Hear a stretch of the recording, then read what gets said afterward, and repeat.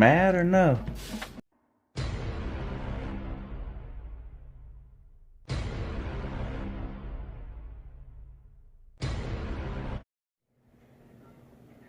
Well, first Saturday of college football in the books. Yep, still have one more game tomorrow. Virginia Tech is playing somebody. Can't remember who. I don't know. But, yeah, one more game tomorrow. So, anyway, what about Saturday? Well, a couple of observations here. I'm not going to get on here and beat my chest about the Georgia game. Georgia did what they were supposed to do. They went out and humiliated and dominated an inferior opponent. So, for those of you that are keeping score, yep. Alabama lost to Louisiana Monroe. Georgia beat Louisiana Monroe. So that's how you do it, Alabama. You come out, you show up like you're supposed to, and you beat a weaker, less talented team. Not that hard. So forget about the score and everything like that. A few quick observations about the game. It was good to see Keith Marshall and Malcolm Mitchell do well. Each scored touchdown. Keith Marshall scored a couple of touchdowns. Malcolm Mitchell had a circus catch for a touchdown. That was great to see. If you've been following Georgia at all, then you know the struggles these guys have had with injuries, and so it's good to have both of them back and healthy. Particularly Malcolm Mitchell. I think he'll be our best receiver this year if he can stay healthy, which is something we really need, and something we really haven't had since A.J. Green, a real athletic receiver. A receiver who can go up and pick balls out of the air. If you saw the touchdown catch he had in the front corner of the end zone, you know what I'm talking about. So that was good. I thought the running backs played well. Defense played well, except for the two back-to-back series where they gave up the scoring drives. Other than that, they completely shut Louisiana Monroe down. Anyway, on to Vanderbilt next week. UL Monroe is probably better than Vanderbilt, so next week's not going to tell us much either. We'll dominate and humiliate them too, like we're supposed to.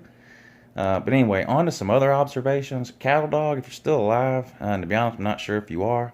If you are, sir, I've been telling you ever since Jimmy cracked corn that the Pac-12 cannot compete with the SEC, sir.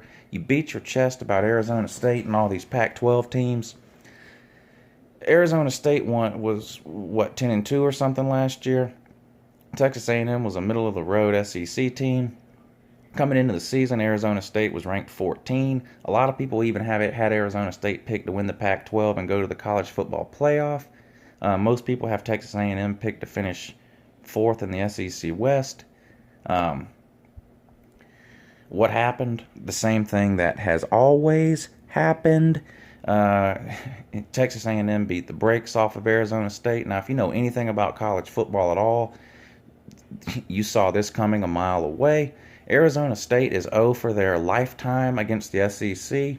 Let me repeat that. Arizona State has never, in the history of their college football program, beaten an SEC team. No reason to think why that was going to happen on Saturday, and it didn't. So Arizona State now moves to a perfect 0-9 against the SEC lifetime. So SEC continues its domination here. We were 12-1 in non-conference games this weekend. Humiliated everyone we played. Of course, Alabama beat the brakes off of Wisconsin. South Carolina beat North Carolina. Some other teams beat up on some cupcakes, which, that is what it is. We'll find out more about these teams as we move forward here.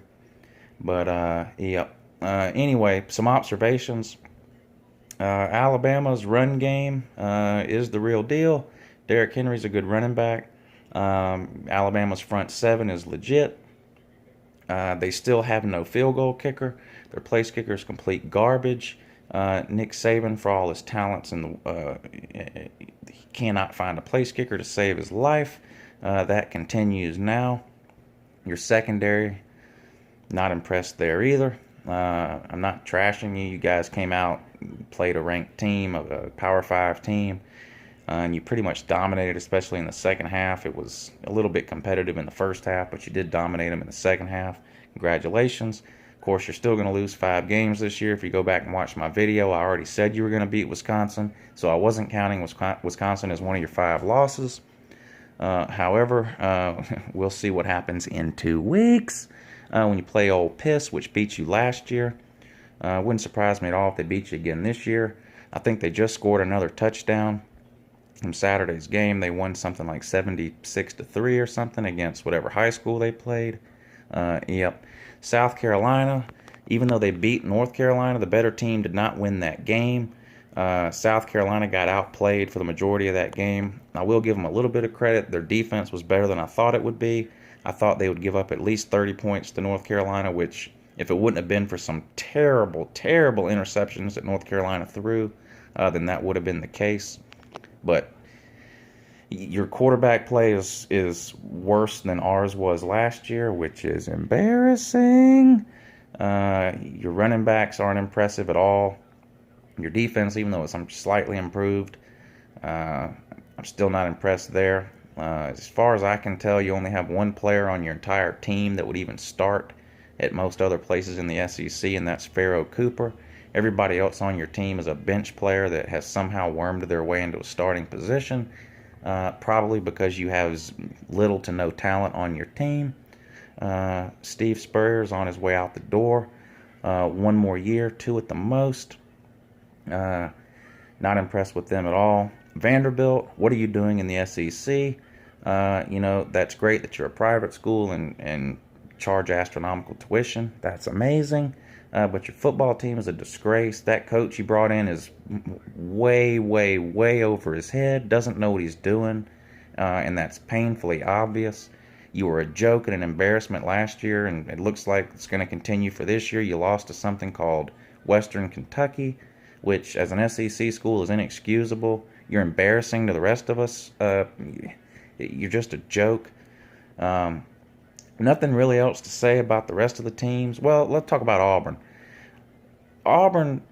Auburn fans have already crowned themselves national championship, and what's worse than that is they already gave Jeremy Johnson the Heisman Trophy. This guy can't hit the broadside of a barn. Did any of you guys watch the Auburn-Louisville game? This quarterback, Jeremy Johnson, is supposed to be the next Cam Newton. How much did you pay for him? Whatever you paid for Jeremy Johnson, or whatever you paid his daddy, which is what you did with Cam Newton, whatever you paid for Jeremy Johnson, you overpaid. If it was a nickel, you overpaid. This guy, I don't know what to say. It was terrible. I was very unimpressed. So you need to pick your game up if you can. But anyway, Georgia won, which is great and amazing. Of course, no big surprise. We're going to win this week too. I'll make a Vanderbilt video later in the week. And don't forget, Uncle Lou is the leader of all the Atlanta Falcons video makers on YouTube now. I'm already the best, the greatest Atlanta Falcons video maker in the history of YouTube. It wasn't too hard for me to gain that title. If you've been watching any of the, if you've watched any of the Atlanta Falcons video makers videos, then you know what I'm talking about. So yeah, I'm in charge now of the Atlanta Falcons video makers. I'll make a Philadelphia Eagles hate week video at some point this week too. Spoiler alert, Falcons win by 30.